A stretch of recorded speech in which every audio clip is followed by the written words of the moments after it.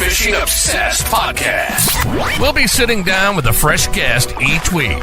Someone who shares the same kayak fishing passion that runs through our veins. We're talking kayak anglers, kayak companies, lure experts. Heck, anyone who's got a story to tell about landing the big ones from a kayak.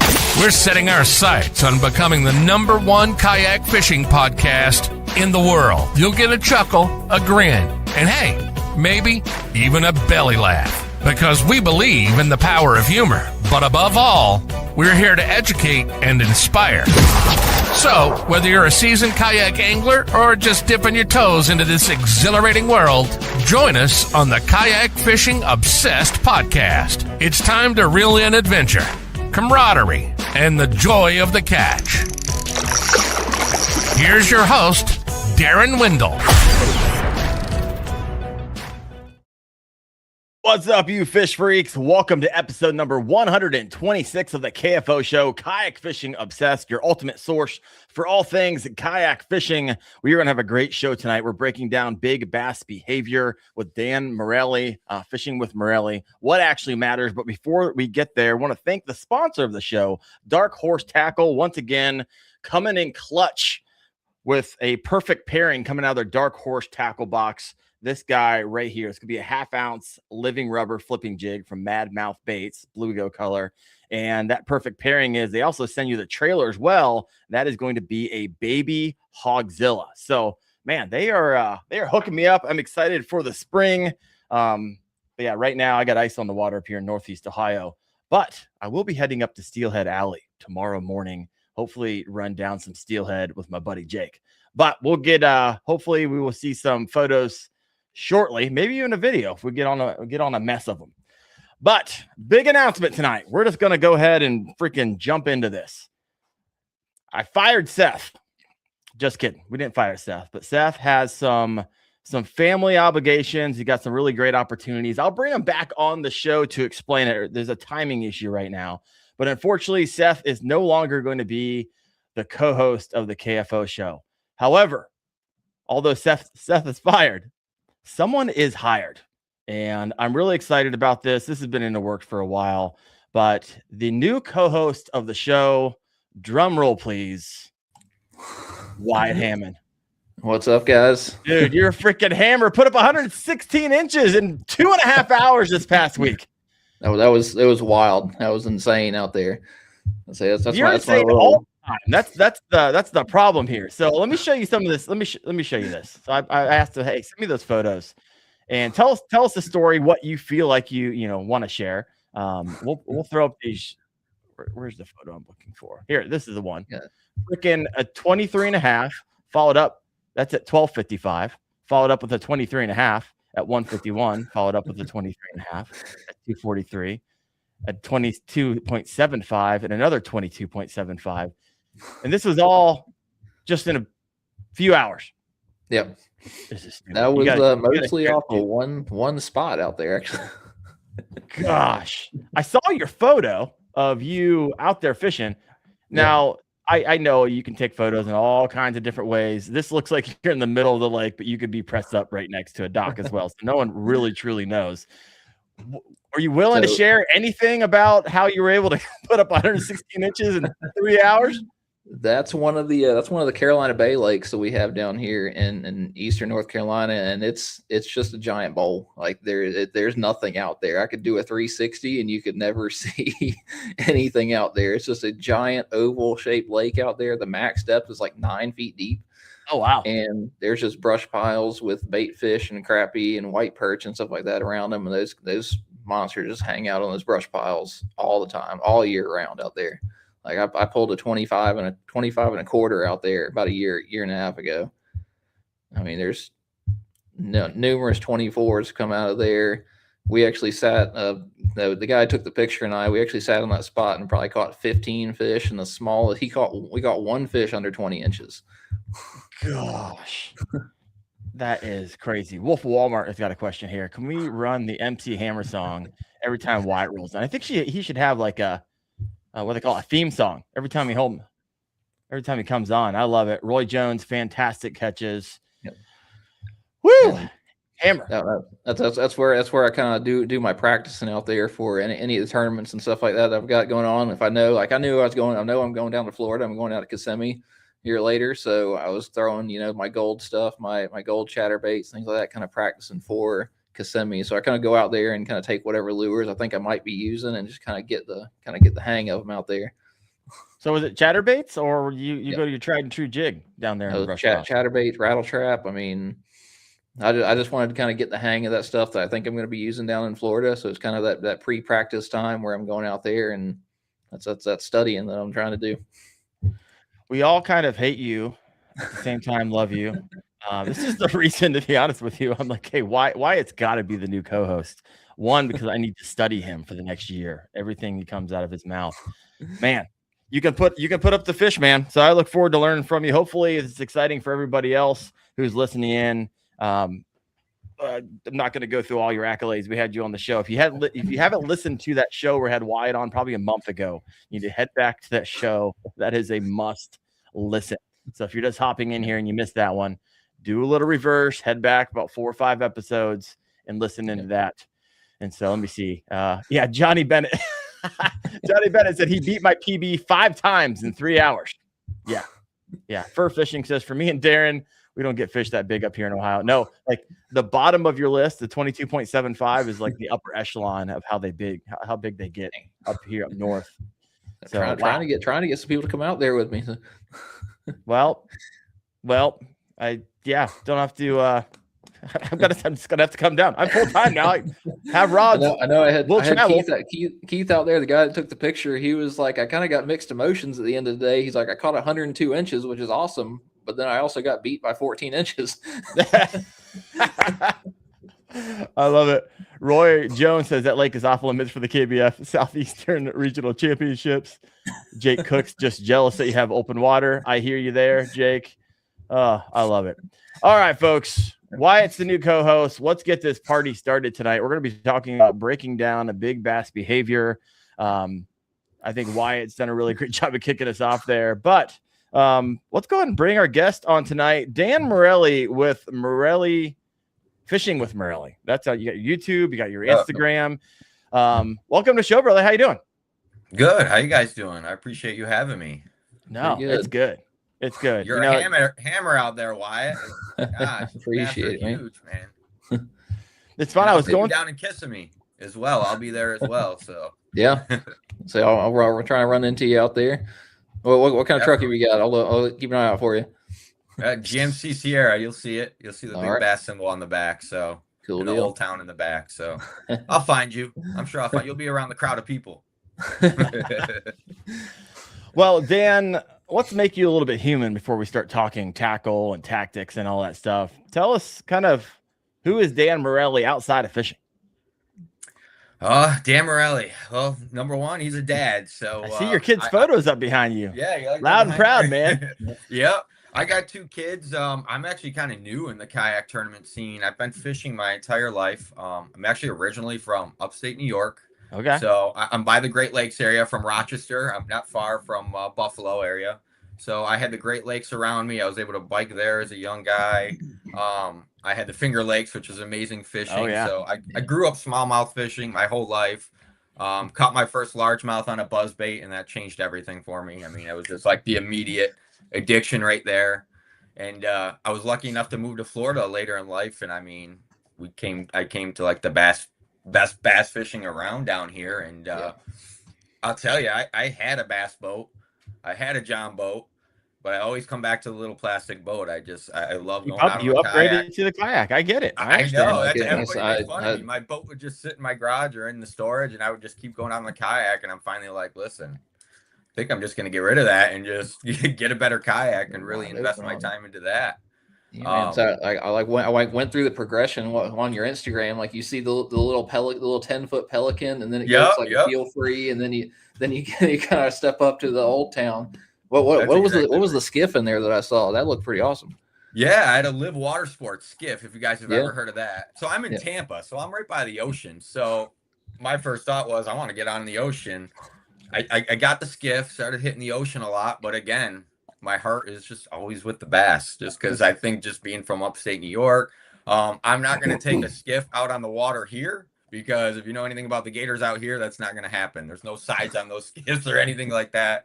I'm not taking it into the swamps. So I ended up getting rid of that and just getting that Pelican kayak. And didn't take long before I was like, all right, I'm going to need a motor or I'm going to need some pedals because it's getting old really quickly. I did one tournament on it and it was just the next day I was just in bed all day.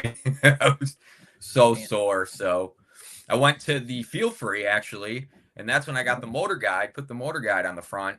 That was great and everything, but it was a lot of pressing, and fishing. Yeah. So I kind of wanted to get something with the pedals. Yeah. I've always obviously liked Old Town. So I finally was like, you know what, I'm going to make the big boy purchase because I'm going to start getting into some tournaments. And like I said, I got 2 kids. I'm married, so very busy outside of fishing. I coach a lot of my kids' sports. I'm sure you see that too on my Instagram. So this has been the first year where I really told myself I'm going to concentrate on tournament fishing. There's a lot of great guys, especially in Bass Nation down here, that kind of talked me into it.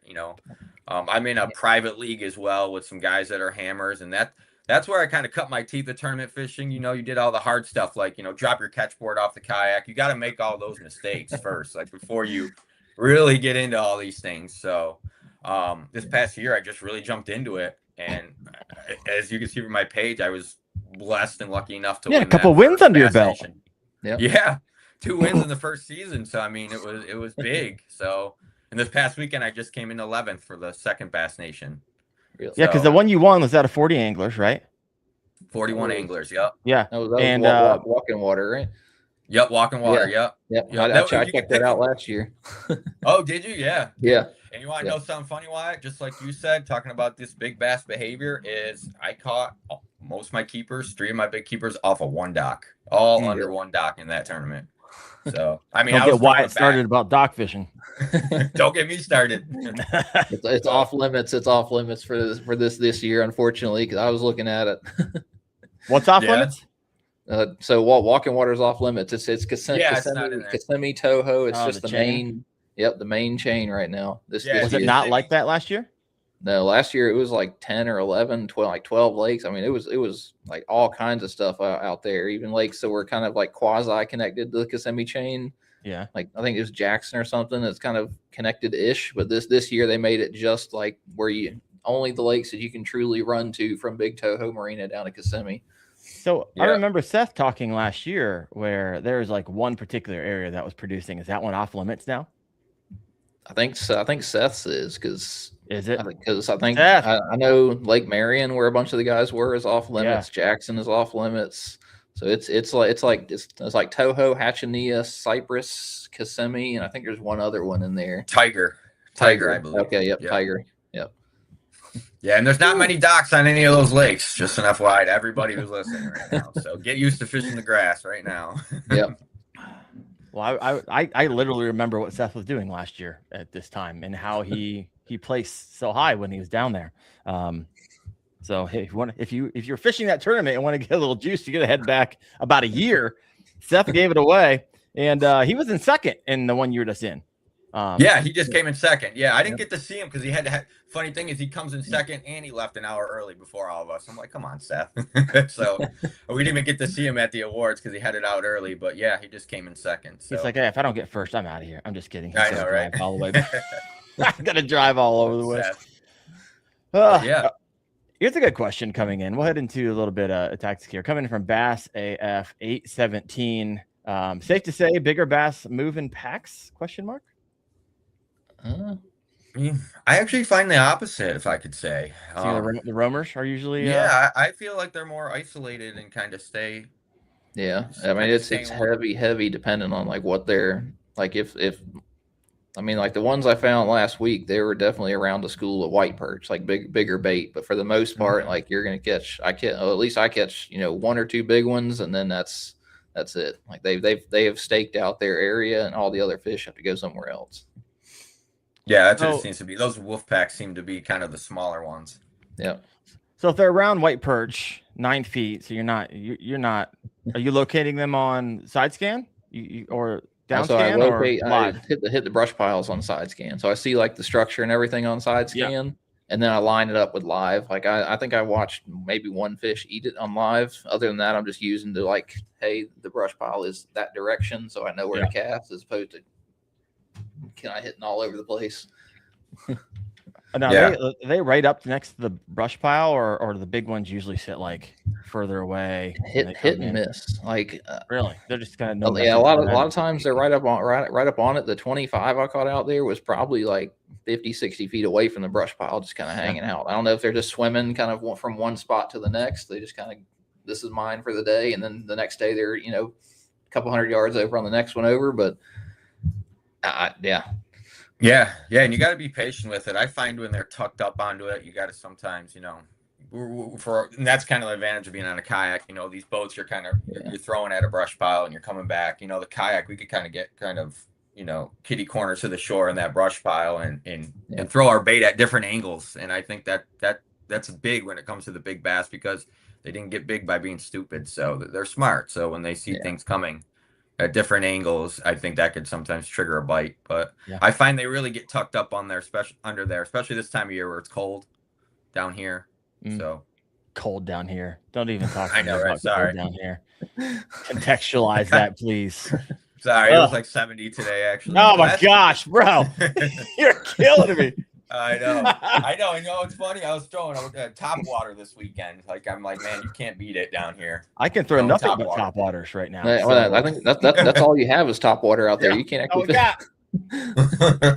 So they're up at Steelhead Alley up here in the Cleveland area. I'm going to go out with my buddy. We're getting waders. We're going to get in the water, and we have this cam that we watch, and it'll show us whether or not there's a ton of ice on the river, on the creek, or if it's enough to actually, bob or dog some waxworms and stuff and go after some steelhead. So it's been like a little warming front that we had come in the last 48 hours.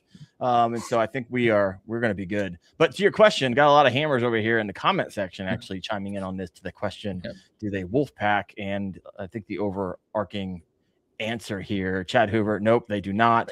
Bart Foster says, seems like most schoolies aren't bigger than 4. I was talking to Austin Hoover once. He's like, he was live a lot. He's like, typically if you see a school and a lot of 3, 4, 5, once they hit like 5 or 6 pounds, they have a tendency to to break off from the pack.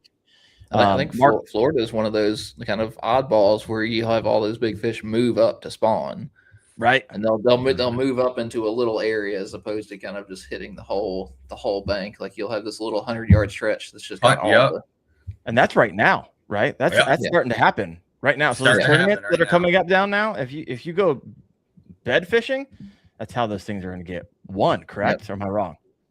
I'm not from Florida. Yeah, no, it's coming soon. Actually, this tournament in Kissimmee, I'm wondering if it's going to be mid spawn or what's going to be happening. So it's going to be very close. So anytime now. So kind of like you just said, Wyatt, like I've caught bass in like 100-yard area or less. You know what I mean? They just seem to kind of hold there. I get past that 100 yards, all of a sudden the bite stops. Nothing.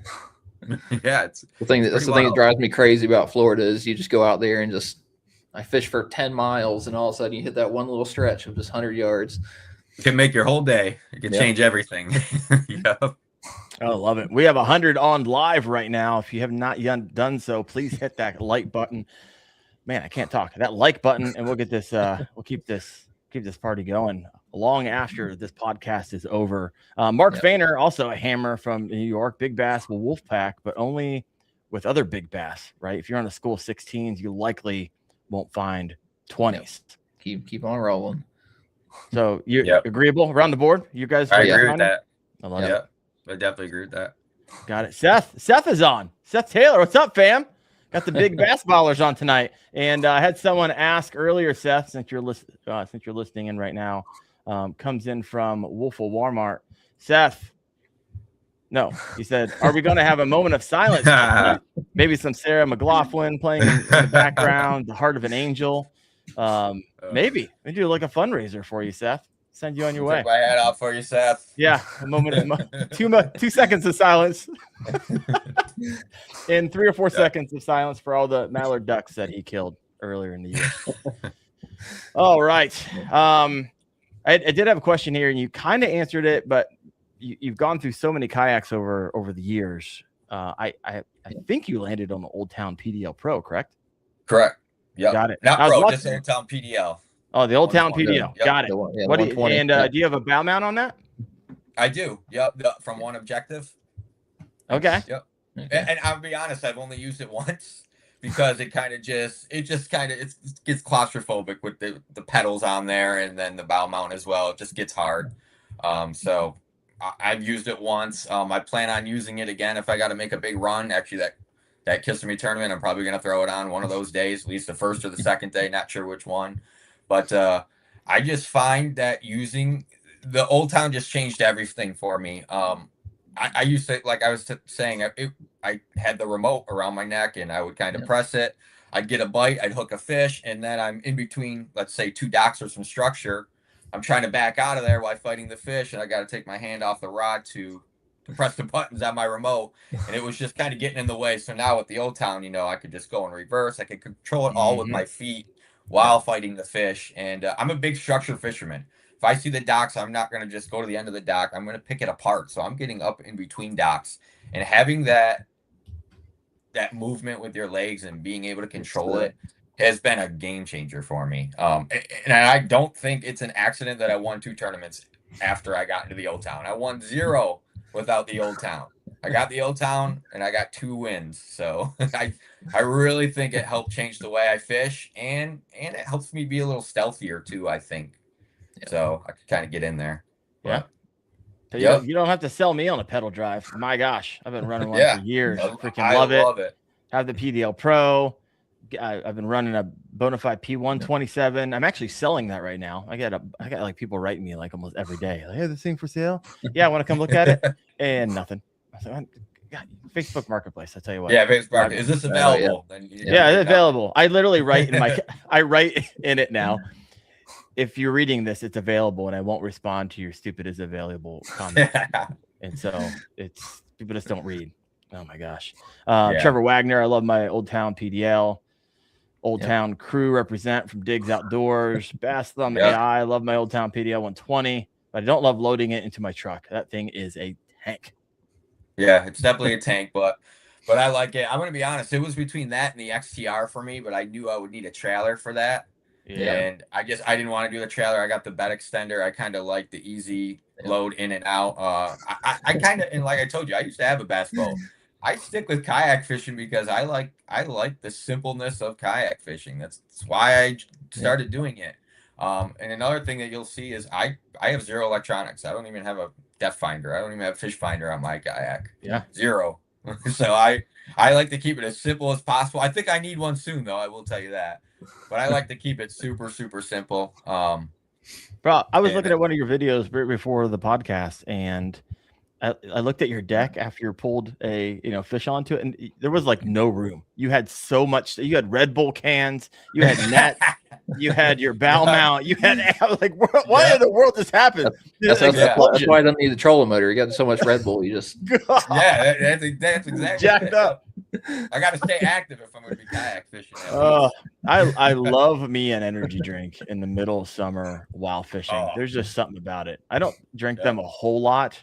I lied. I had Rockstar today. I need to chill out on those a little bit. And their life, like 4 hours into fishing, you open an energy drink. It's like a rebirth. It's so good. I love it. What's your favorite? Let me know in the comments. What's your favorite energy drink? Wyatt, do you drink them? I drink Monsters every now and then. Oh, I love me a Monster. Yep. Wolf of Walmart's hyped up on Mountain Dew. Yeah, gotta find us a drink sponsor on here. There we go. Yeah.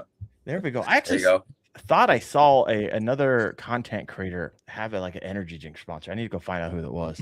Oh my gosh. Chad, we need an energy drink sponsor.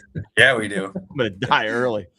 My goodness. Red Bull 20 ounce coming in here from Start. Watermelon Red Bull. I don't think I've ever tried that. Man. Kickstart, isn't that like the Mountain Dew energy drinks? Yeah. Kayak Jack, cold Celsius. You got another Celsius over here. Red Bull over here from Guitar Rock. Johnny Bennett in with a Monster. I got grief for my non-carbonated Celsius. I will drink those every now and then. Yeah, I like the Celsius. I do. They're good. Oh my gosh. The monsters are a little sugary for me. Give me the like green straight monster. sugar.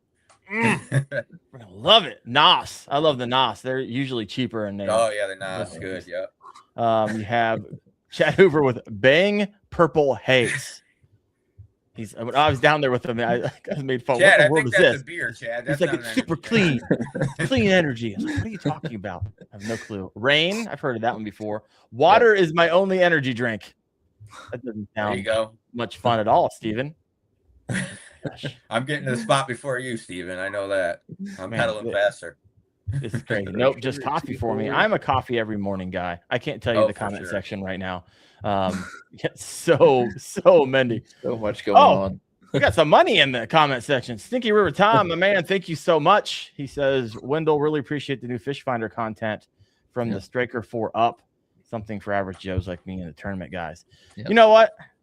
I appreciate that. I've been obviously snowed in. So I've been spending a crap ton of time creating just content around, the Eagle i9, the Eagle 9, the Garmin Striker 4, the Prana Max 4, the Eagle 4 from Lowrance, the new. So it's been interesting. I think there's more Striker 4s on kayaks than any other probably all other depth finders combined. 100%. On 100%. I mean, I did a comparison video between the Humminbird Prana Max 4 and the Eagle 4X and the Garmin Striker 4. And outside of screen size, Garmin has them beat. Just beat. I mean, up and down. On resolution, they got a beat on GPS. And because it has GPS and the Lowrance and the Humminbird do not, that means you have waypoints. That means you have speed, tracks, all that stuff. And so if you can give up a half inch on the diagonal screen, which most people are like, yep, willing to do because they're all around the same price point. So you get chirp. $20. Yeah, you get chirp, which you don't get on the Lowrance and Humminbird. So if you haven't checked out that video, budget fish finders under $150. That just launched just a couple of weeks ago. All right, let's hop into the meat and potatoes of the show a little bit, breaking down big bass behavior. Let's just start, just picking apart on some questions here. I spent some time earlier today and was like, all right, let's get into the mind of Wyatt Hammond, Dan Morelli here. So when you first launch your old towns, we all have old towns. What's the first thing you're trying to figure out? Obviously, you're trying to figure out where the fish, but what are you breaking down in your mind? If you've never been on a body of water or you haven't been on it very often, not if you go catch your pet bass on your brush piles, Wyatt. I'm just kidding. First thing I'm breaking down is obviously structure. That all goes and depends on how you fish. I like fishing structure. It sounds like Wyatt's the same way as me, whether that's docks, fallen trees, anything like that. I like to find the structure. And then when you find the structure, you kind of get used to it. You kind of find those same travel lanes of the big bass that they like to stick to. You can find those ambush spots that they're going to be at. Like I was talking about earlier, run your bait, parallel to the brush pile instead of right at the brush pile and back. And that can trigger some big bites. So when I launch, first thing that I'm doing is I'm personally looking towards the shoreline. I'm looking towards points. If I find any points out there, any obviously drop-offs and shelves like that's where the big ones are going to be. That's where they're going to be hanging out. I like to post up there. Like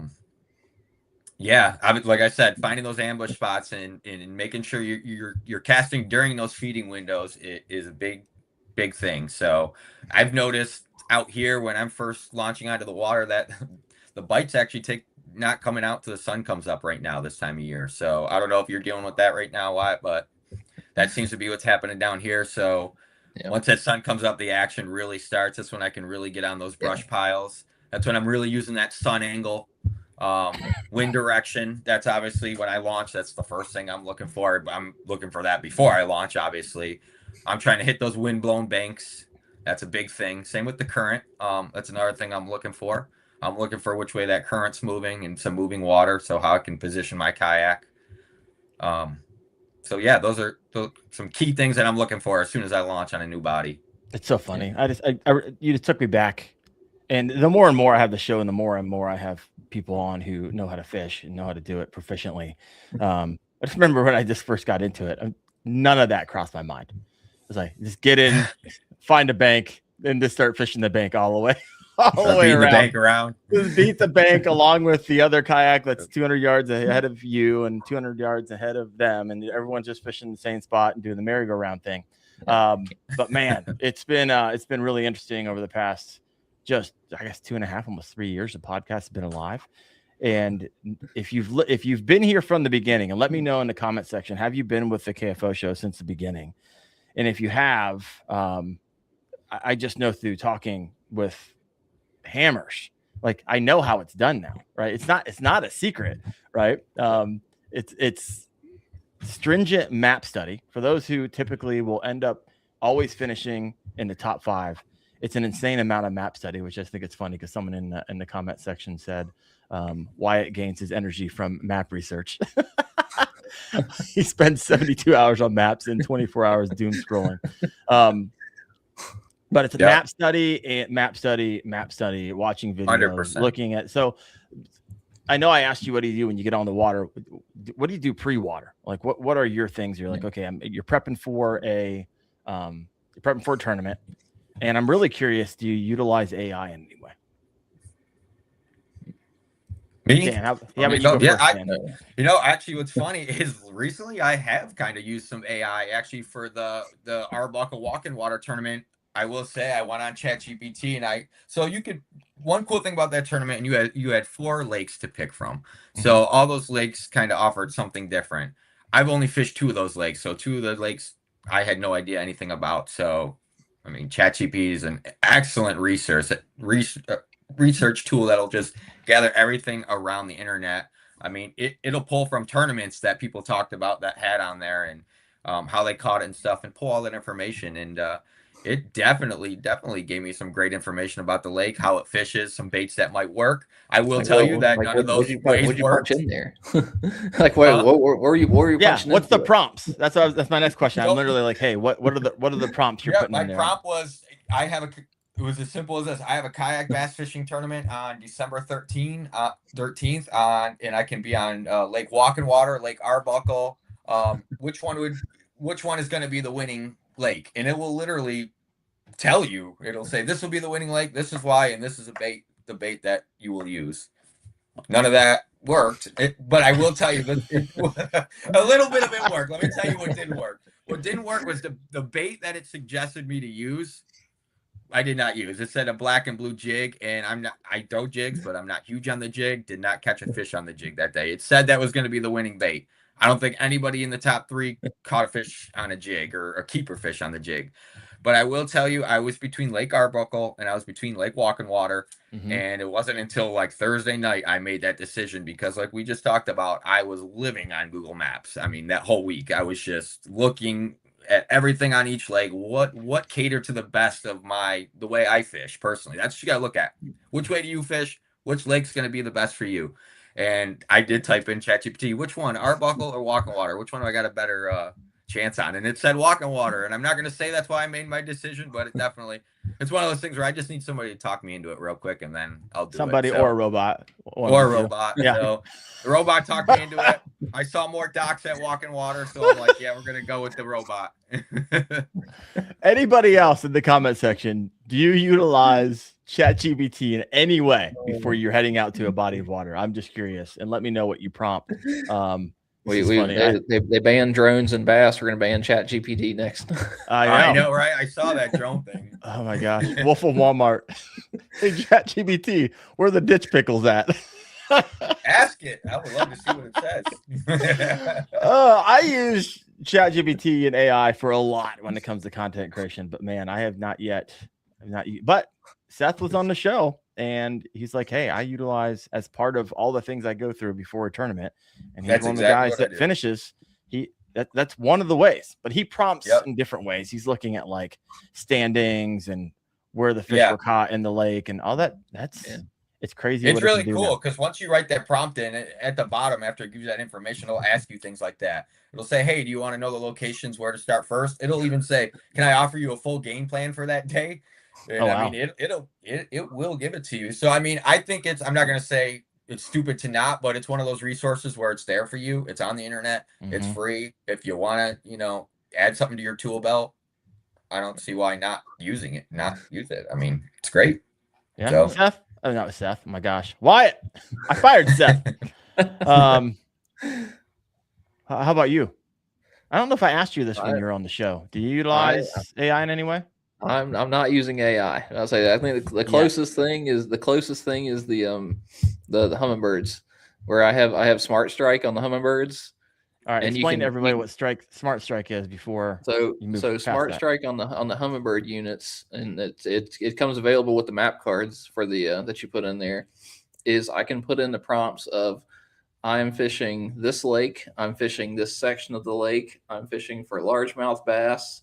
It is summertime. It is afternoon. It's clear skies and a little bit of wind, and the water is stained, muddy, or clear. And it will highlight on the map like this is a good area. This is a good area. This is a good area. It'll highlight it it'll overlay it on the map for you. And I know a couple of years ago I punched it in on Lake Murray in the springtime, and I just went to all the little purple sections because it highlights them in purple. I went to all the little purple sections and just started catching fish at all of them. It was the craziest thing. So is this an app, or is it just it's integrated with your fish finder? It's included with the map cards when you buy the map cards for Hummingbird. But it's not connected to the internet. It's just literally what's loaded on that card. It's on the unit. Yep. So it's like a database. Yeah. Wait till we get to the day in which we're not that far off when AI is actually integrated into our fish finders, and it starts aggregating all the information from every tournament, time of the year, barometric pressure, weather, whatever was caught on FishBrain earlier that week, the fish that Wyatt caught. Yeah. It is going to be like literally, I truly believe this, and we're going to have to deal with it here in the next 2 or 3 years. Like you can not know how to fish and come on the scene if you can pay to play and have the money. It's going to be wild. I mean, I think take me to the ditch pickles. Will all you have to say? It will take you to the ditch pickles. Throw those the Lowrances and that power pole. The Vision. I think it's the Vision. It's already it's already the internet on a pretty much screen for you. It's pretty much an iPad that you hook up. It's my goal to get a Vision this year. I'm gonna be goofing around with that because I got some plans this year. It's gonna be a little bit different. The Wendell Fishing YouTube channel is gonna look a little bit different this year, and I'm pretty. You can stream from the Vision. Yep. There you go. It's wild. It's gonna be stupid. It's wild how times have changed, because I remember back when I was like a kid who loved fishing, the only tips you'd get for fishing was you'd have to wait for that Field and Stream magazine in the mail or go pick it up at the grocery store. And that's how you got all your bass fishing information. I mean, the internet wasn't even huge. YouTube wasn't even a thing. Jimmy Houston Outdoors on VHS. Yeah. Outdoor Channel. You got to hope the fishing's on. Yeah. I mean, those VHSs. Yeah. Well, if you have a question for Wyatt or Dan, go ahead and throw that in the comment section. The comment section's kind of on fire. It's hard to keep track of right now, but I'm going to switch gears to a different question. And Wyatt or Dan, you guys can choose whoever wants to take it. Are you more pattern based or instinct based? I'm always, at least like tournament fishing, I'm always looking for a pattern. I'm looking for some kind of, like, I want some during a tournament, I want something that I can repeat. I want something that I can go, I caught a fish off this grass edge, so I see there's 10 more grass edges down there, so I can just ping through them all. Whenever I'm fun fishing, I'll go out there and sometimes I just fish, just go down the bank, just throwing whatever I want. But tournament time, it's like I'm looking. I want specific things. I need to catch fish that are this size, and whenever I do this thing, that's the size of fish that I catch. That's interesting that you're inconsistent on that, right? Yep. Because that wins for you, and you're going to catch the biggest fish. You're going to have the best luck. So why would you ever switch and go back and change your strategy to just fun fishing? For like fun fishing, honest question. If it's the summertime and I want to go out and throw, like I love throwing. I like all kinds of fishing. I like throwing a deep diving crankbait or football jig or something. Like if I'm catching 12-inch, 14-inch fish and I'm just fun fishing, I will sit there all day and I'll catch fish all day doing that. All right. If I was fishing a tournament, I would probably change it up and throw different lures and kind of grind a little bit more. If you want to know what those lures are, go back to about a month ago and listen to Wyatt's podcast. Dan, how about you, brother? Instinct or pattern based? Pattern based for sure. I definitely kind of like Wyatt said, I like the bass to tell me what to do. I kind of just look to them to tell me what they're feeding on, how it was moving it when they bit. That's the number one thing, and I even tell my kids this. Anybody that's beginning fishing, really think about after you caught that first fish. When did they bite? Were you reeling in fast? Were you reeling in slow? Really know what that pattern was, and that's what they're probably going to be biting on that day. What kind of vegetation did you pull them out of? Start moving down the bank, and that lets you cancel out some water so you can find some better spots. So now that you picked up on that pattern, lets you save some time. But I always let the bass kind of tell me what they want. I'm not one where I'm going to throw a speed worm, catch a bunch, and then be like, oh, I want to throw a big bait now just because I want to throw a big bait. No, I'm going to keep throwing what's catching me the fish, and I'm going to stick with that pattern. So definitely patterning them. I like it for sure. Got a question coming in from those listening in live. Steven Sturgeon, how do you decide which baits to take with you on any one trip? I'll take them all. Did you see my kayak? Yeah, I saw the deck of your kayak. I mean, everything is there.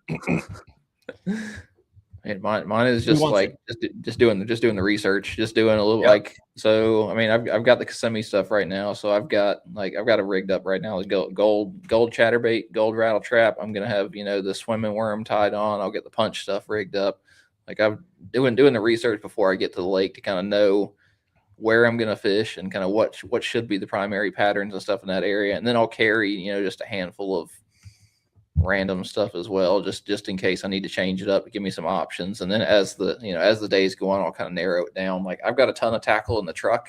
Yeah. I try not to bring it all out there with me, and I kind of narrow it down as the days go by. That way I've kind of, not confusing myself too much. I do the squirrel thing if I have 10,000 lures in the boat. Yeah.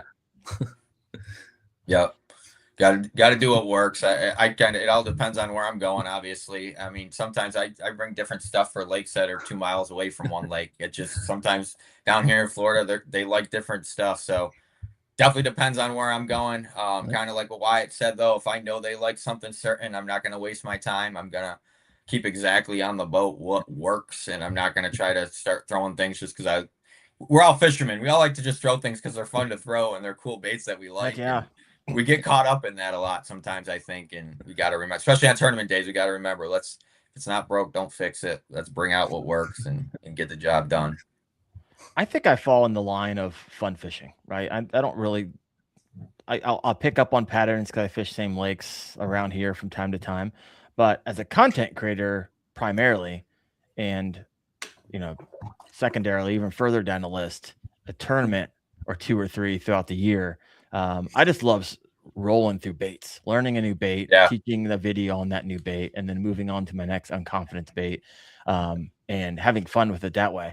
But I don't know. I'm getting the competition itch. It won't be in 2026, but once I can figure out the new normal with making this whole YouTube and content creator thing work, I'm coming up on a year here in about 3 months.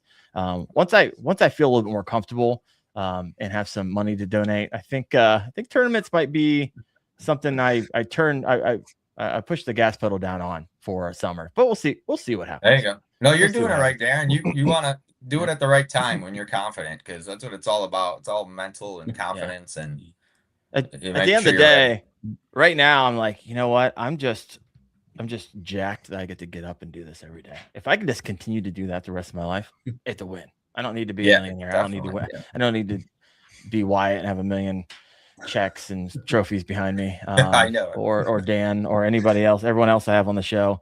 But man, if I can just continue to get up and do this, that'll be a life well lived.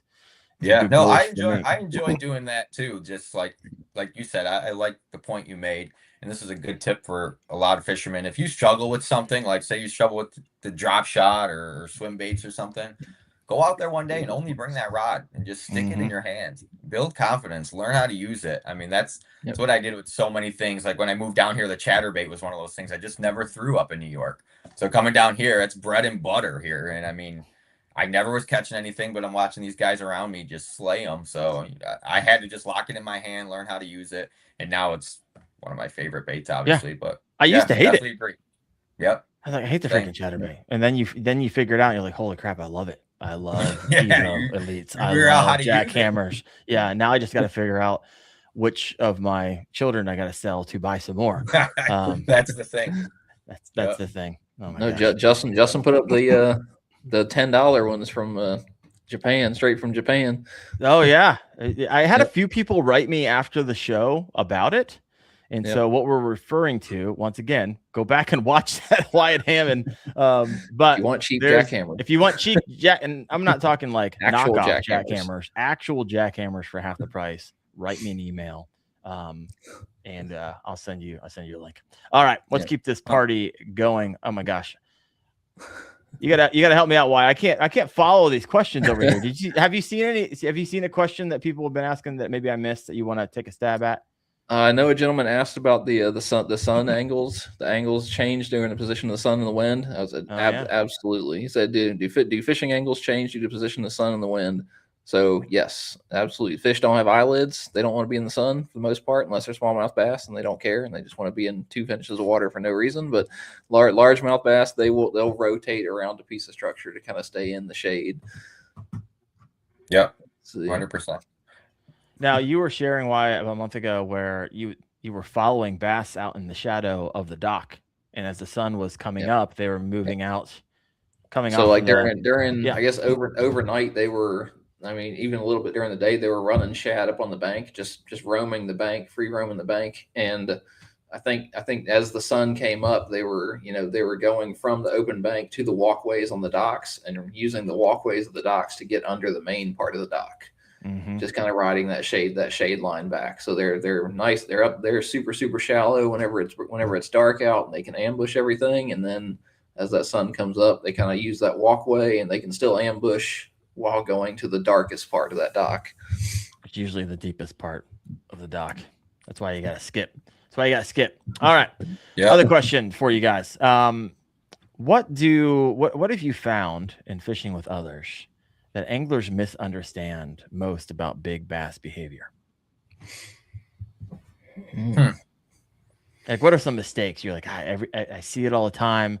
I wish I could go over there and coach a little bit or whatever it is, or someone maybe you fish against and they consistently finishing at the bottom 25 or whatever it is. I think a lot of people move a little too slowly, honestly, on my side. Okay. Because like whenever you put the bait in front of these fish, they're gonna eat it. Like they're either gonna eat it or they're not gonna eat it. But I find a lot of these big fish are biting the first cast or 2 casts, especially like whenever we're talking structure and things like that. Whenever you flip and you make that good flip under a dock or you punch a grass mat, it's usually a pretty immediate bite. Like there's conditions where you'll get cold fronts and things that'll slow the fish down, but a lot of times those big fish, they're going to hit it as soon as you punch it through. And a lot of people will sit there and like, I find myself doing it punching every now and then where I'll sit there and kind of yo-yo and yo-yo and yo-yo and yo-yo. And I'm like, I just need to drop it in there, pull it out, drop it in there, pull it out, drop it in there, pull it out, instead of trying to force the fish to bite. Like you can really miss a lot of stuff if you don't cover water. Yeah. So help give some context, right? So you're at the honey hole this past week. You and your buddy are slaying.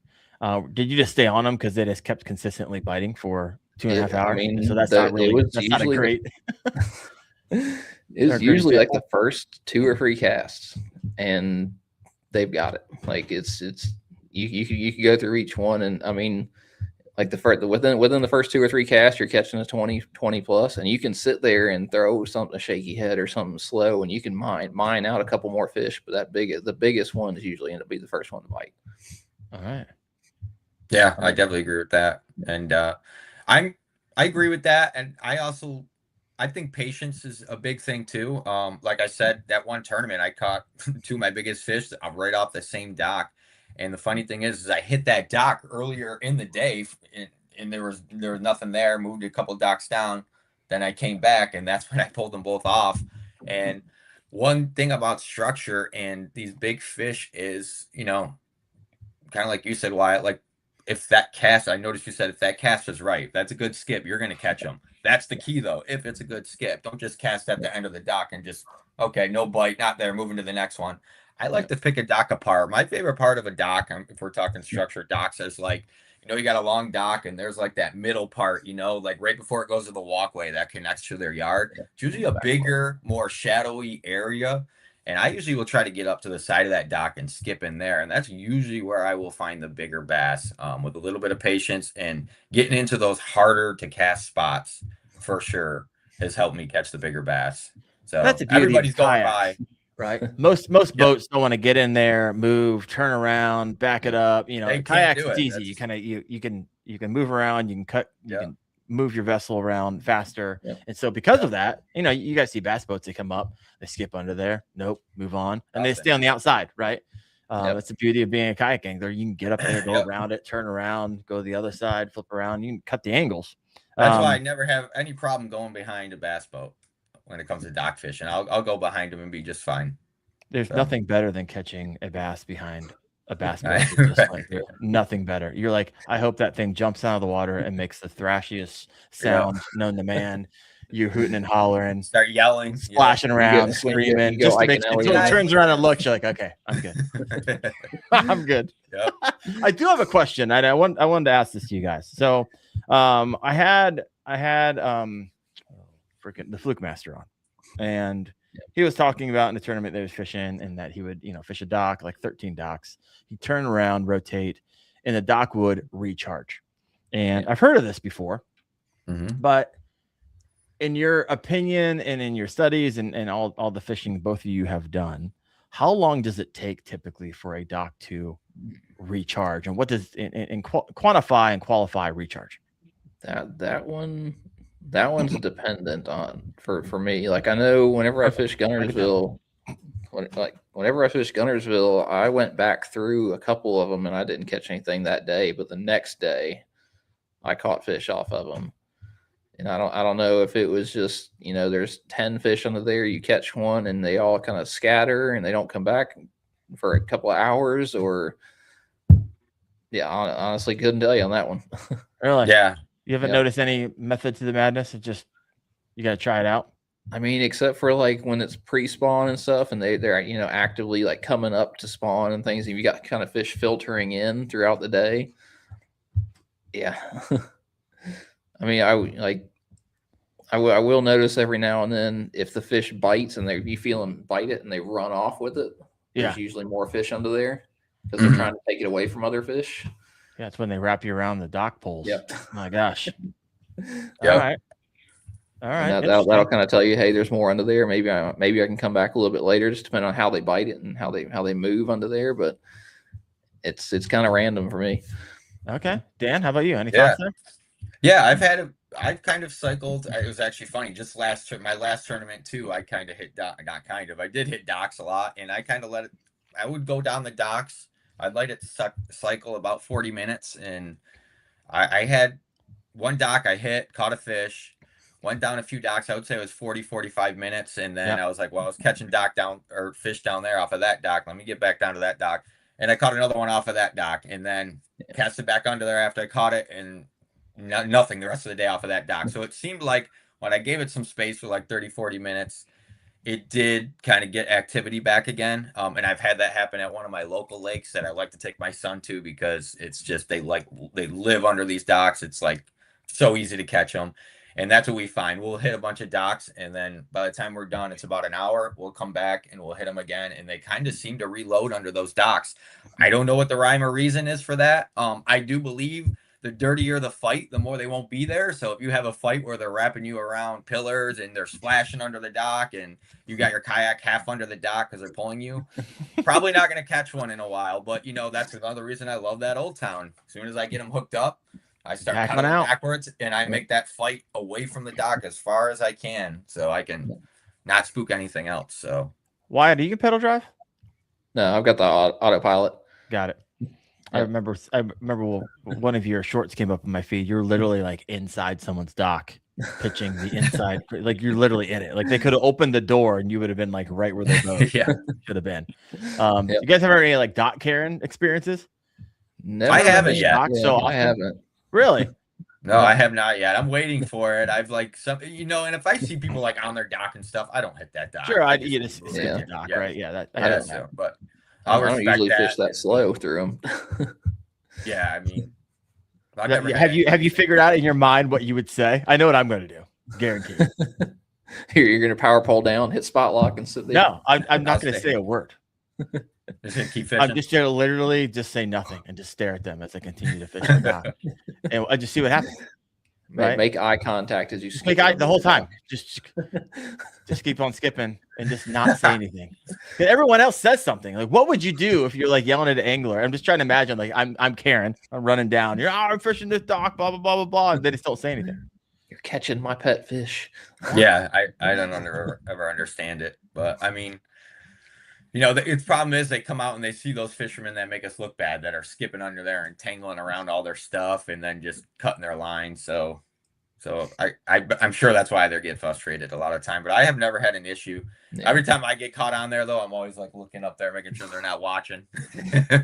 Try to get it off before they notice. I mean, at the end of the day, you put your private property in my public water. So I don't know. I mean, what do you expect from you? If I would have put my house in the middle of a park and a playground, well, I would imagine, kids are going to be playing around my house. So I don't exactly. You bought the house. I don't know. Yeah. Try to be respectful if it possibly can. But if that ever happens, everyone knows there's going to be a short where I say nothing. We'll see what happens. I think Diggs has a story on there. What Diggs say? Do not, I repeat, do not make eye contact with the Karens. I feel like there's a story of that. Kayak Jack says, I have the ultimate Karen story. In fact, I even think her name was Karen. Well, that makes sense. No Karens from me over here. Steven Sturgeon said, I wonder how many of these videos are actually genuine. How many are made for clicks? I get it. I see it. I see it all the time. Like, how can the same person keep have 17 experiences with Karens and I fish just as much and have 0? I don't know. Yeah, I've never had it. I don't get it. Okay, we got a bunch of questions coming in from those listening in live. So let's go head over here. All right, it's back up to Utopia Outdoorsman. Yep. You guys ever use big glides for big bass during a tournament? I do not. No. Tournaments are one of those things. What do you mean you wish? I'm throwing stuff that I catch. I mean, I'm not saying I don't catch fish on big glides, but big bites, but not a lot of big bites when you're throwing those big glides. So when it comes to a tournament, I need the numbers. So I'm throwing the things that work personally. Yeah. So you're just basically looking for it. That wasn't I was trying to star something and then someone commented and I started the thing underneath of it. Sorry. Why you said you wish? What do you mean you wish? I wish I could get on it like a consistent, like if I could go out there and I know that I'm going to get, 8 to 10 bites of, 19 plus inch fish. I did fish a glide bait all day in a tournament in Dale Hollow earlier this year. I threw glide bait all day, every day. And I came in 16th, I think. Okay. But yeah. I mean, that was the only time I've thrown a glide bait in a tournament. Because I lost some fish. I had some giant fish hit it and miss it, and it's just like it doesn't have the percentage that I would like. I mean, if I was out there crushing 2022s, then probably I keep throwing it. But yeah, it's definitely quality over quantity. But I mean, if you're like on Lake Fork or something like that, then yeah. But the lakes I fish on around here, I don't have a ton of luck on big glides in here in Florida. So yeah. Here's a good question coming in from Steven Sturgeon. All kinds of good questions tonight, Steven. Yeah. What constitutes a bass big enough to have different behavior than the dinks? What is there a pound? Is there a length, or what's going through your head when this question is asked? I think like six plus. Okay, once you get past 6, you're like, okay, they're acting a little bit different. They start roaming a little bit more, like that 20-inch mark. Yeah, I feel like. I got 4-pound 20 inches up here in Ohio. They grow long and skinny. Yeah. Gosh. I got to show you the picture. I caught one the other day. It was 19 1/4 and 5.46. Gosh, that Ozempic bass. 19 1/4. It was like that big around and this one. Wow. Terrible for kayak fishing. Okay for boat tournaments. All right, 6. There you go, Steven. Hopefully I gave you a good answer there. This one comes from CT Yak Bassin. Could you guys share any general advice to help improve skipping skills? So the best thing that I found for skipping is reels that don't have magnetic brakes, or things that you can turn the magnetic brakes entirely off. Because you've got two different kind of brake systems in reels. You have the pin system and you have the magnet system, and a lot of reels will do both in there. But the pins will actually, whenever you cast, they've got little pins in there, and as the spool spins, the pins pop out to slow the spool down, and then they retract as the spool slows down. So whenever you cast, you get initial control, and then the pins back off, and the jig will actually kind of skip pretty level across the water. Whereas the magnetic brakes, they're actually pulling a little bit at the end of the cast. So at the very end of the cast, your lure is trying to rise up a little bit. Yep. Yeah.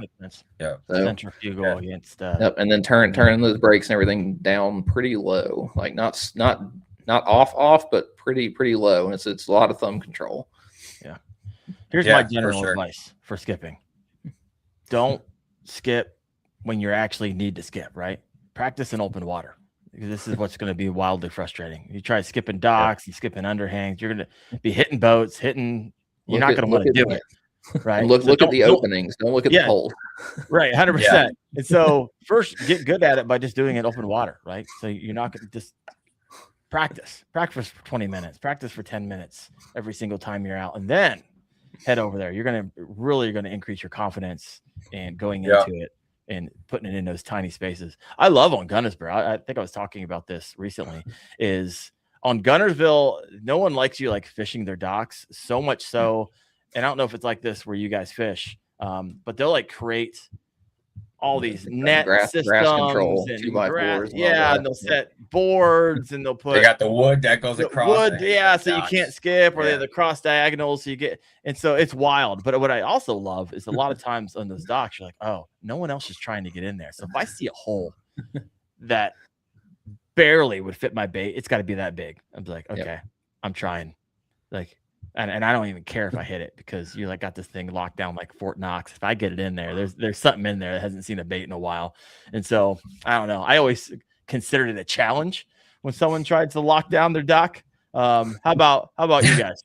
I caught a night, like one of the 19 and a halves I caught on Gunnersville was skipping through a chicken, like there's chicken wire. Oh, the chicken wire. Oh my gosh. And there was a little hole like this big, and I was like, just shot it straight in there. Those big bass know that they're protected in there. They're not stupid. Yep. So that's where they're at. The beauty of that chicken wire is it rusts over time, like you're saying. And they usually put it on the doors, right? So it extend down so you don't skip under their boats. But after a while, it gets rusty holes. And you're like, oh yeah, here we go. Gosh, that's crazy that they do that over there. Not where you're at?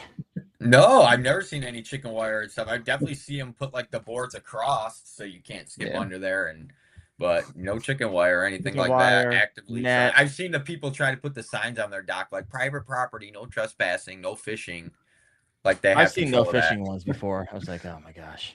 You know what docks I like the most? I like the docks that have like the black feeder that goes into the water. You guys ever get those? Oh, those are down here a lot. Oh, really? They feed the fish. They're catfish. Oh, yeah. Mm-hmm.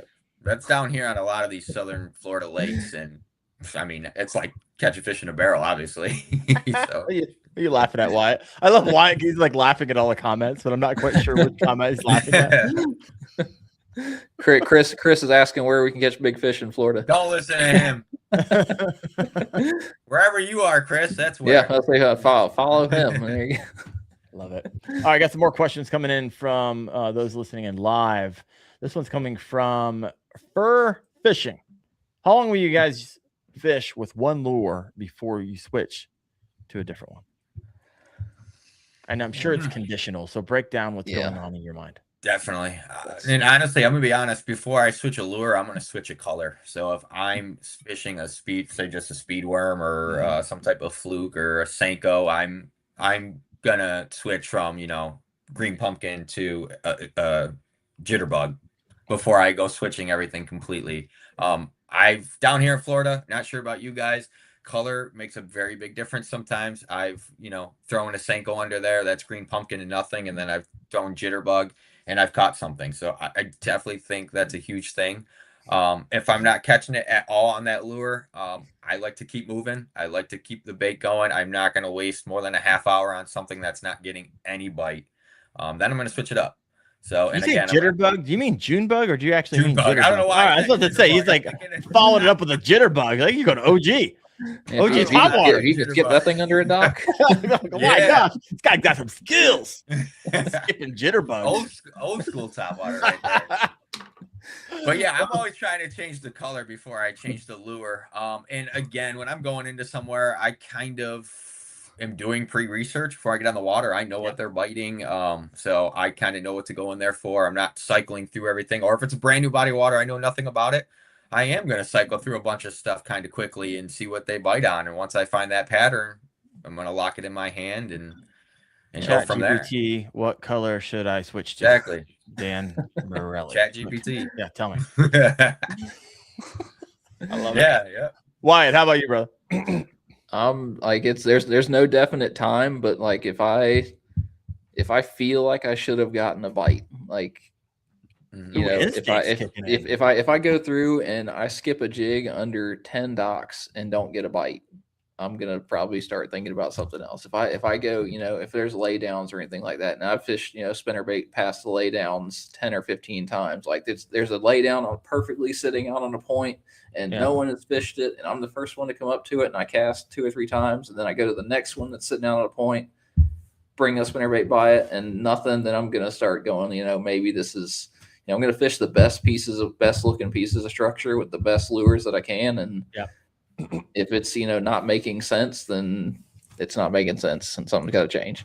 So you're on the move, right? You're probably a faster fisherman than most when it comes to just proximity and moving around, as well as keeping one bait in hand. From the couple hours I've been able to spend with you, it seems like you're a quick fisherman. I think last year at Kissimmee, I fished like eight out of the lakes in a week. Oh wow! Okay, so you are on the move.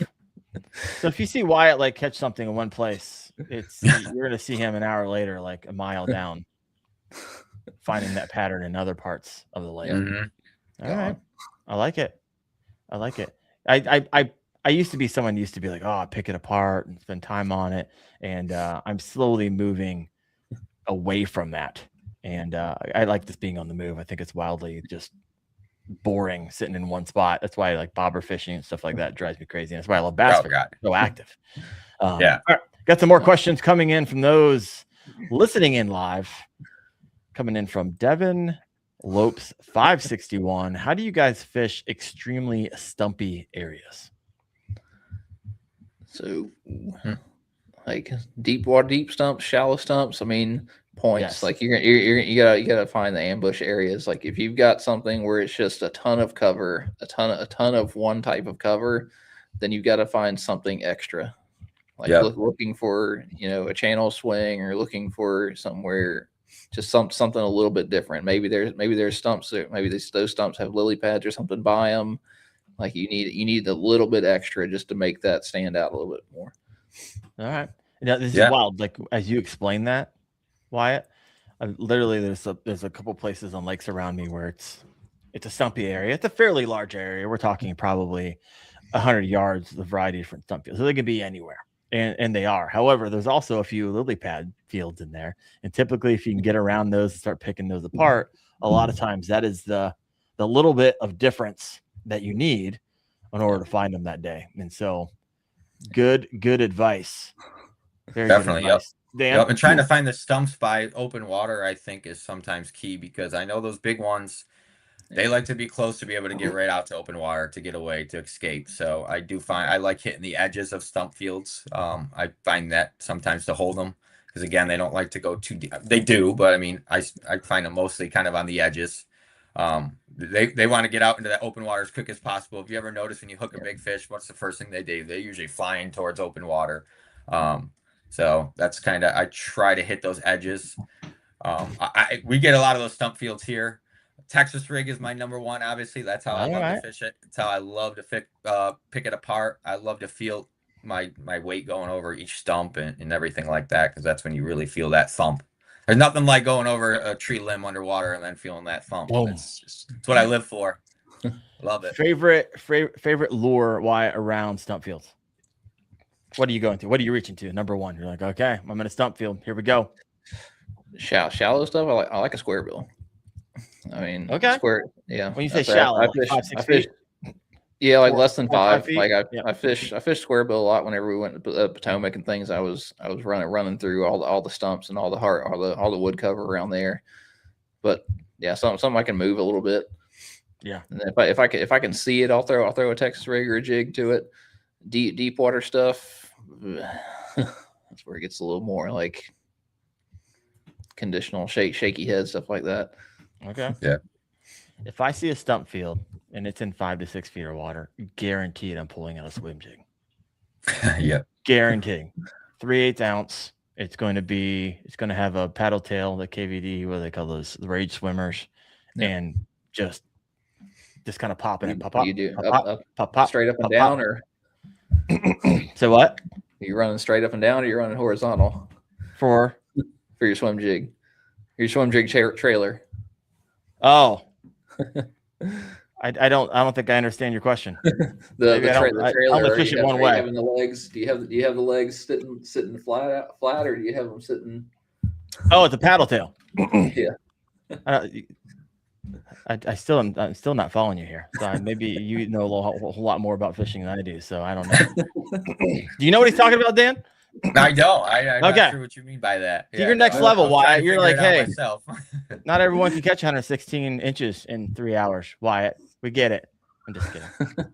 You're gonna have to tell me about this. Also, Wyatt has this like magic jig that he creates and he makes himself, and it's my hope that someday he will share that. The great thing about Wyatt and why I love having him on the show is he'll share. If you ask him a question, he'll answer it. He's never said be like, no, I'm not going to tell you that because that's that little secret I got to keep to myself. He's like, no, you ask him and he'll tell you. So I freaking love it. Love it. All right, there's some other people in the comments knows what you're talking about. Explain what you're talking about. So Chris knows. All right. I might have to go grab one. All right, you go grab one. I'll continue to some of the questions here. Tuesday. Yeah, let's see this. All right, we got Diggs over here. I've had a Karen run in, and I wasn't even fishing. A dock. She rolled up on me in a pontoon boat, screaming that she was in a bigger boat, and the water was hers. Apparently, she doesn't understand how that works. Wow, that's kind of scary. She sounds aggressive. Yeah. Oh, here's a good one. Have you ever fished beaver dams? That's one of the if I see a beaver dam, that's one of the first places I'm going. Really? Yeah, there's some spots here in Ohio. I know where all the beaver dams are. We have a lot of them here in Ohio, and there's specifically a place in southern Ohio. There's a lot of beaver dams, and typically I'll go and there's just like hundreds and hundreds of little ponds and lakes that you can drag your kayaks to and drive down the road and throw it in another place. It's magical. It used to be strip mines back in the 80s, and now they gave it over to the state and blah blah blah blah blah. And you can just go in there now, and it's free camping. It's a blast. And I know. So I'll roll up with 2 or 3 of my friends or my brother, and it's like, oh crap, everyone's looking at the same beaver dam from across the pond. So we're all like trying to race over there to get to the beaver dam first, so we can hit it. Because usually there's an 18, 19, or 20 sitting there if you can get to it first before we go in there and lose our lures and blow out the hole. Yeah. All right, Wyatt. All right. Maybe I'll understand it once you explain it. Maybe I just didn't understand the question. Or I'll be honest with you if I had no clue what you were talking about after you explained it as well. All right, let's see if I can get this in there. Walk it through with everybody because people listening. So we've got two swim jigs. Let's see if I can hold it. There we go. 2 swim jigs. I know what you're talking about now. There we go. Okay. Yeah. I'll run it like the one on my left, looking at you on a chatterbait. This one? No, the other one. That one. That's how I run. Like I'll run it vertical on a chatterbait, but I don't typically utilize a creature bait on a swim jig. Is that what that is? Those are the Strike King Menace Grubs. Okay. Yep. Put it back up here because I missed it. Oh, okay. All right. Now I know. I get your reason. Well, I said a paddle tail, so that's why I was confused because those aren't. Yeah, there's really one way to do those. Yeah. All right. I love it. All right. What else do we have here? We were talking about beaver dams. Do you guys have a ton of those where you're at, Wyatt? On some of the rivers we do, and you catch fish off of them all the time. Yeah. I mean, the ones around here are kind of like when there's beaver dam, you're not going around it, over it, near it. they kind of dam up the whole river, and it's Oh wow. Yeah. Dude, what's maddening around it is so many of them. Those things can be like 40, 50, 60 pounds. They're massive. They're crazy. And up here, like in the mornings, if you get out really early in the morning, it's like super peaceful, almost zero sound. The planes haven't run their lanes yet. And then you hear this, boom, they slap their tail, and you're like, Slapping what? their tail. It's just wild how loud that is and how like unpeaceful that moment is. And then up here, usually they'll give you the warning, right? They'll slap their tail once or twice, and it's like, okay, I got the hint. But if you don't pay attention to it, they'll circle your kayak, and that's when it starts to get a little dangerous. Like if you don't leave after the circle, I don't know. I've never stuck around after they circled, but they do. And so I usually is like, okay, I'm out of here. But I fished rivers before where I had a buddy who was fishing the other side. He had to walk over a beaver dam. And as soon as he walked over, one slapped its tail and one came out behind me, probably 2 feet from behind me, and just jumped in the water next to me and started swimming over toward him. I was like, bro, they're coming to protect their house. You better get moving.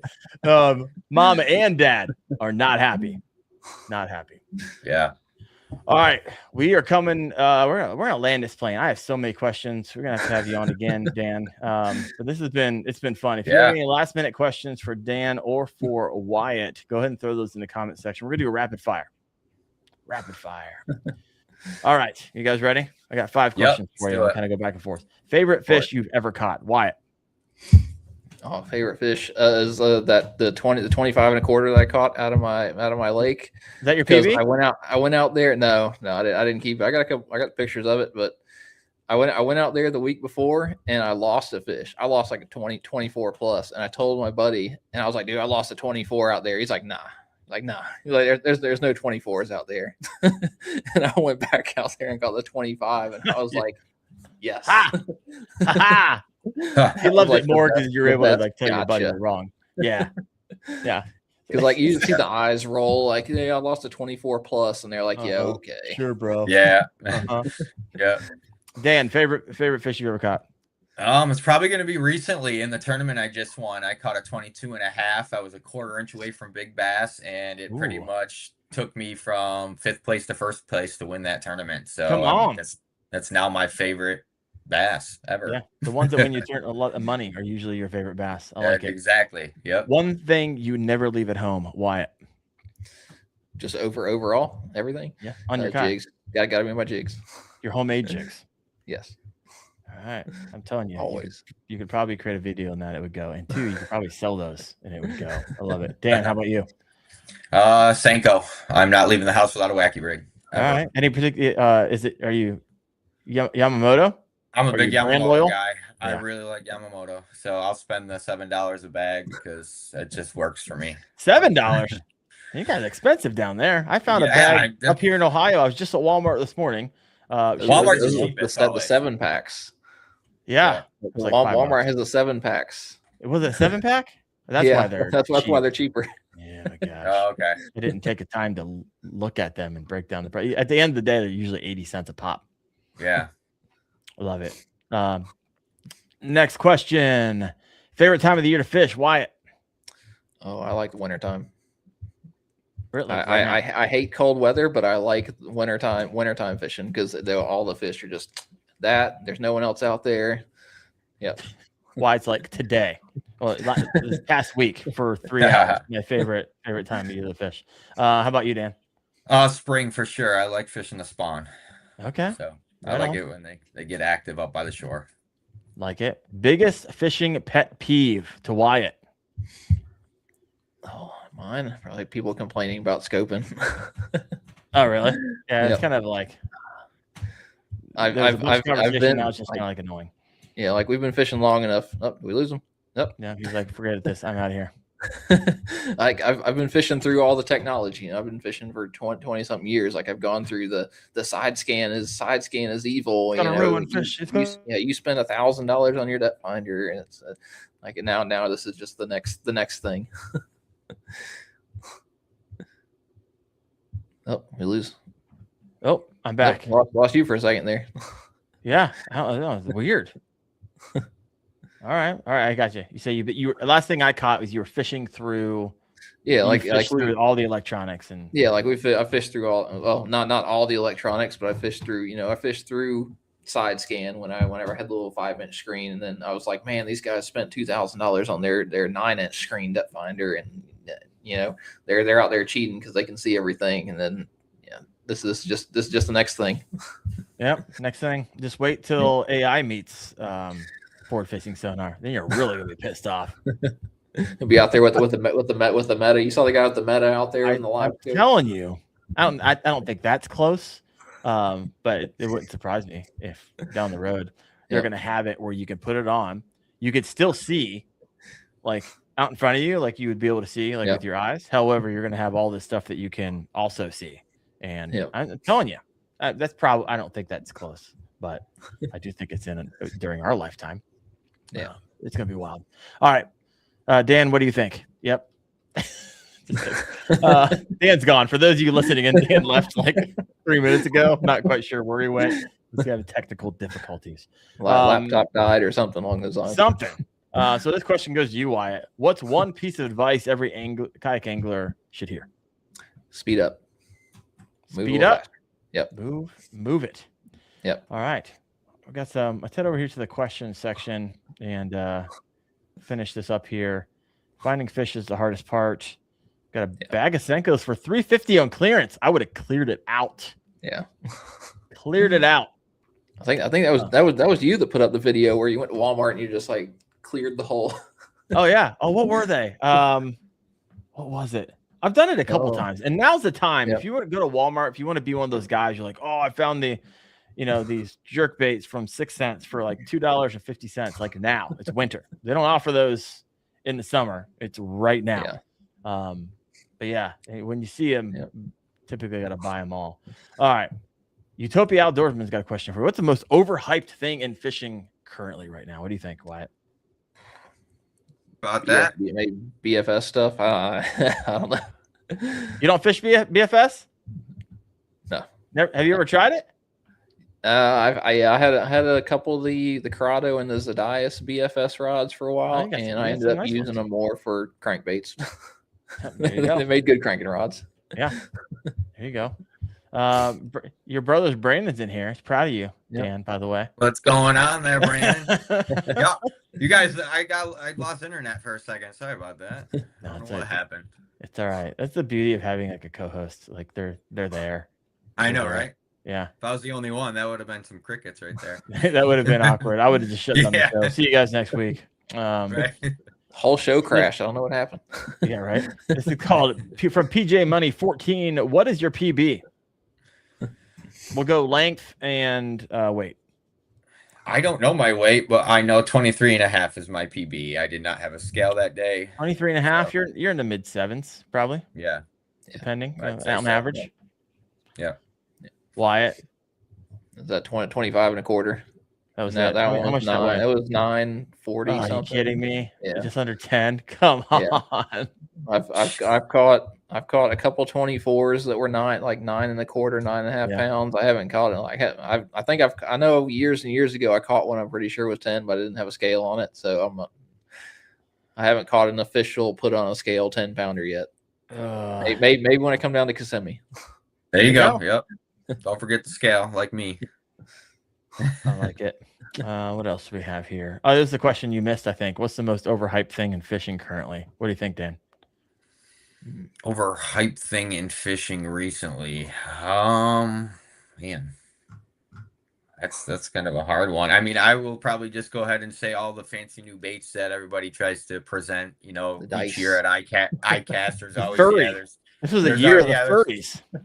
Always something crazy that that's how they make their money. I think they're a little overrated sometimes, and they're just trying to make stuff just to make some sales sometimes. So 1,000% that's what they're doing. Yeah, so. Literally their business model. I remember the most aggravating thing I heard was the Berkeley science guy, the Berkeley guys who design their baits, because they have the big tank where they just run a lure around in a circle and the bass bite it. and they sit there and they just design the best lure that ever works, the best lure that catches all the bass. All the bass. And they're sitting there like, we designed this awesome lure, and it ended up looking kind of like a shrimp. And they're like, the marketing guys told us that it wouldn't sell well, so we didn't actually make it. I'm like, you had the best lure ever created. You didn't make all it. The fish in the tank are eating it, and they're just like, nah, it's fine. We're not gonna use that. I don't know. Yeah, they're like, let me use this furry dice instead. This looks better. Fuzzy dice. We're doing it. All right, we got Brandon over here. So Wyatt and Dan are going head to head. Yeah. Yes, we Head are. to head, Yes, we are. plus 100 some odd people. Yeah. Was there over 100? Oh, was it 200 last year? There was a ton of people out there. It's going to be some thick competition. I'm we excited. have in our grassroots Bass Nation here for the South region. 50 I think to we 70 have like normally showing up for those things. We got like 40, 50 on our own, and then plus everybody coming from out of state. So this is what I want. In the top 3, I want to see, in no particular order, Seth, Wyatt, and Dan. That's what I want to see. Go. I like it. I'll be watching. And then we'll come on and we'll do a show right after. We definitely will. Just all go. the hardware. Oh my gosh. Yep. Well, folks, next week I'm actually going to be on the road. It's not a podcast next week because I'm going down the coast and doing 4 or 5 factory tours with some of the some brands that all y'all would know. And so I'm going to be going in there, seeing how the sausage is made on some of your favorite kayak fishing companies and lure companies and electronic companies. And so I'm going to come out with probably 5 videos in the next few weeks on cool. A little behind the scenes action. So excited about that. I was like, hey, you know what? If I can't fish, I might as well travel south. Probably going to hook up with Hoover, get some fishing in down there somewhere. If you make your way in North Carolina towards I'm North coming Carolina. through there. I know. I was talking with Faircloth. I was like, he's like, yeah, next time you come through, let me know. I was like, I don't even have enough time. Literally, this is how it works. I'm driving you only during need 2.5 the night. hours. That's fine. Yeah, it's on I expect 116 inches. And so literally I'm driving during the night, and the next morning I shoot for maybe a few hours, and all these places are so far apart. I'm driving like 6 hours that night and then shooting the next morning, like 8 hours that night and shooting the next morning. It's literally, I was doing the math on it today. It is 40 hours of driving in like 5 or 6 days. That's just the driving part, not including the video stuff. So, and it better be good. yeah. Or not, and it'll just be fun for me getting see how all this stuff is done behind the scenes. I always find that fascinating. So you won't see me, but I do have a variety of people slated Missile Baits in a few weeks. Who else do I have coming up here? Is that Josh Shrenko? Oh yeah, Shrenko from Michigan. Yep, that's right. We got him coming up. Why it's like, I know who these are. Darren keeps sending me calendar invites. There's another one I missed too. Anyways, well, folks, thank you so much for listening in to the Kayak Fishing Obsessed podcast, brought to you by Dark Horse Tackle. If you love the podcast, looking to help support it, head over there, check out. They just don't have a box, right? You can do kind of a la carte as well. Some great guys. I had a question coming in from live asking me if I was going to be at the Great Lakes Expo. I'm not. However, I will be down at the Columbus Expo here at the end of the month. So for those of you, I'll be there on Friday and Saturday.